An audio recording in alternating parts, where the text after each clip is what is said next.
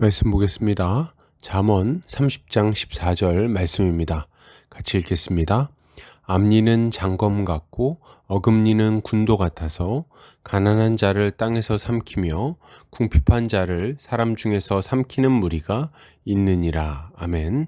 잠언 30장 14절 말씀, 어금니가 군도 같은 자들이라는 제목으로 말씀 보도록 하겠습니다. 신자는 이웃의 재물을 탐내지 않고 그들을 부지런히 섬기는 자입니다. 왜요? 이웃의 것을 탐내는 것이 나와 이웃을 망치는 길임을 분명히 알기 때문입니다. 오늘 본문을 통해서 이에 대해 함께 살펴보도록 하겠습니다. 오늘 잠언 기자는 앞니는 장검 같고 어금니는 군도 같아서 가난한 자를 땅에서 삼키며 궁핍한 자를 사람 중에서 삼키는 무리가 있다고 말합니다. 이것을 타번역본에서는 그 무리는 이가 칼 같고 턱은 큰 칼 같아서 가난한 사람들을 이 땅에서 삼키고 궁핍한 사람들을 사람들 가운데서 삼킨다 라고 번역하고 있습니다. 본문은 앞니와 어금니, 장검과 군도를 반복하면서 사람들의 탐욕과 폭력성을 강조하고 있습니다. 이것은 자신의 욕심을 만족시키기 위해서 연약한 자들의 것을 폭력적으로 빼앗는 자들에게 하나님의 심판이 있다는 것을 경고하는 동시에 신자는 연약한 자들을 위하여 자신의 것을 내어주고 섬긴다는 것을 잘 교훈하는 말씀이라고 할 수 있겠습니다. 본문은 앞니는 장검 같고 어금니는 군도 같아서 가난한 자를 땅에서 삼키며 궁핍한 자를 사람 중에서 삼키는 무리가 있다고 말합니다. 이때 군도는 마아켈레트라는 단어인데 도살용 칼이라는 의미를 가지고 있습니다. 그리고 가난한 자는 아니라는 단어인데 가난한, 비천한, 억압받는 등의 의미를 가지고 있어요. 그리고 삼키다는 아칼이라는 단어인데 먹다, 삼키다, 소비하다 등의 의미를 가지고 있습니다. 그리고 궁핍한 자는 에브욘이라는 단어인데 궁핍한 자, 가난한 자 등의 의미를 가지고 있고 사회적으로 보호를 필요로 하는 자들에 대해 사용되었습니다. 그러니까 정리해 보면 앞니는 칼 같고 어금니는 도살용 칼 같아서 가난하고 비천한 자를 삼키며 궁핍한 자를 삼키는 무리가 있다고 말하는 것입니다.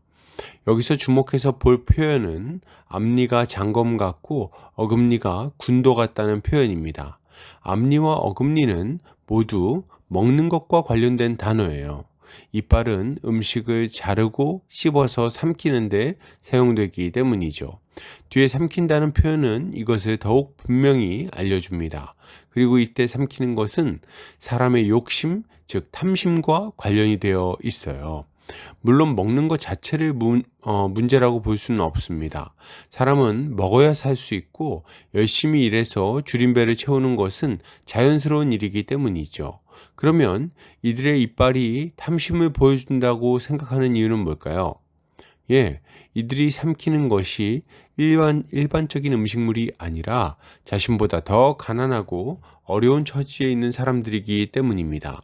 이들은 지금 자신의 탐심을 만족시키기 위해서 다른 사람의 것을 착취하며 그들을 더 큰 고통 속으로 몰아넣고 있는 것입니다.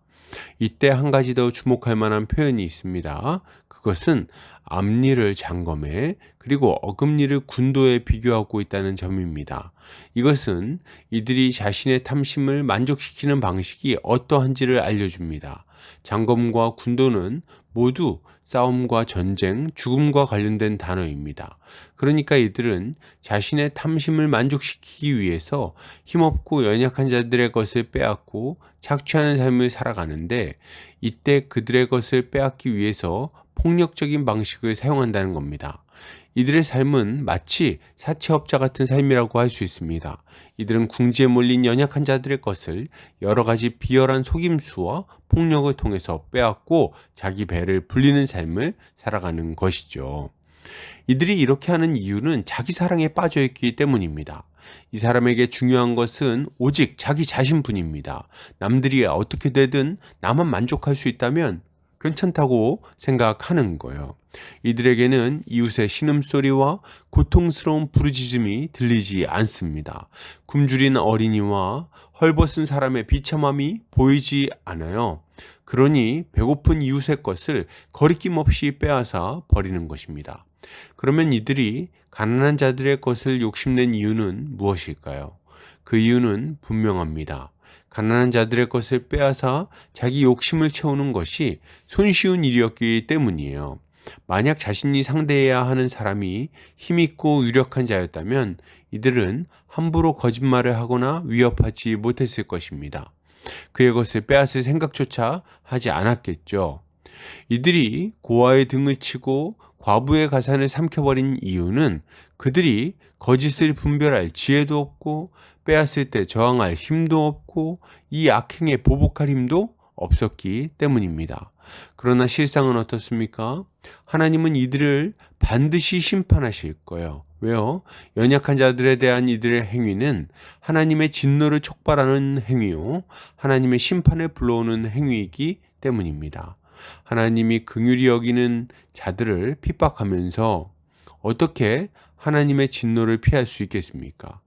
성경에는 이렇게 자신의 탐심을 만족시키기 위해서 연약한 자들의 것을 빼앗은 자들에 대한 이야기가 나옵니다. 그들 중에는 과부의 가산을 삼켰던 바리새인들이 있었어요.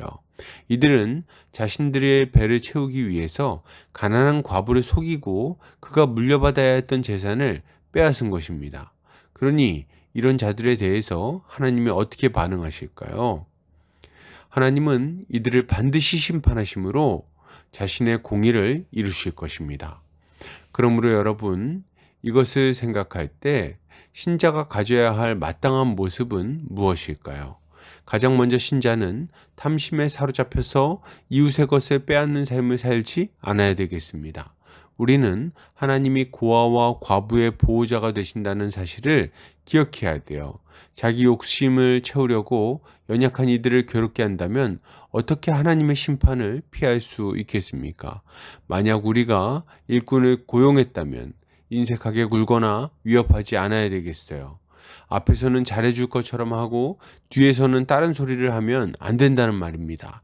약간의 이득을 보기 위해 거짓말을 반복하는 동안 상대방은 끼니를 걱정해야 되는 거예요. 하나님은 이런 일에 대해서 반드시 책망하실 겁니다. 그러니 우리는 이런 악한 일을 회개하고 돌이켜야 하는 거죠. 그러면 다른 사람의 것을 빼앗지만 않으면 충분한 걸까요? 그렇지는 않습니다. 우리는 또한 다른 연약한 이웃들을 잘 돌봐야 하겠습니다. 하나님이 우리에게 넉넉한 재물을 주셨다면 그것은 우리 자신만을 위한 것이 아님을 알아야 되겠어요. 하나님은 우리를 통해서 연약한 자들을 돌보고자 하십니다. 우리가 손을 내밀어서 연약한 이웃들을 일으켜 세운다면 그들은 주님의 손길을 느끼게 될 거예요. 우리가 수고하여 번 재물로 약자들의 배를 채워준다면 그들은 우리의 섬김을 통해 하나님을 찬양하게 될 것입니다. 우리의 섬김은 하나님의 영광이 되는 거예요. 이것을 위해 우리가 반드시 가져야 될 모습이 있습니다. 그게 뭘까요? 그것은 자족하는 마음입니다. 탐심이 우리 안에 남아있는 동안에 우리는 절대로 다른 사람을 도와줄 수가 없습니다. 나 먹고 살기 바쁜데 누구를 돕느냐는 거죠. 그렇죠. 나 먹을 게 없는데 나누는 것은 참 힘든 일일 것입니다. 그러나 여러분, 과연 그런 면만 있겠습니까? 정말 먹고 살 것이 부족해서 다른 사람을 섬기지 못하는 걸까요? 아니면 재물 욕심에 사로잡혀서 이웃사랑의 명령에 불순종하는 겁니까? 우리는 이 질문 앞에서 정직하게 답변해야 할 것입니다. 만약 우리가 자족하는 마음이 있다면 우리는 힘없고 연약한 자들의 형편을 돌아볼 여유가 생길 것이고 그들을 돕는 데 힘쓸 수 있을 겁니다. 이웃을 섬기는 것을 자꾸만 미루지 않겠죠. 자족하는 마음만 있다면 우리는 경건의 큰 유익을 얻게 될 것입니다. 그리스도를 바라보시기 바랍니다. 낮은 곳에 임하셔서 가장 비천한 자들과 함께 하시고 또한 그들을 살려 영광에 들어가게 하신 주님을 바라보시기 바랍니다. 우리가 주님을 바라볼 때 우리는 다시 한번 교정되어 온전한 모습을 갖추게 될 것입니다. 결론을 드립니다. 여러분, 탐심에 사로잡히지 않으시기 바랍니다. 이웃의 것을 탐내지 말고 도리어 수고하여 그들을 섬겨야 하겠습니다. 이렇게 할 때 주님은 우리를 통하여 영광 받으실 거예요. 오늘도 주님의 지혜로 승리하는 성도님들 되시기를 주의 이름으로 축복합니다.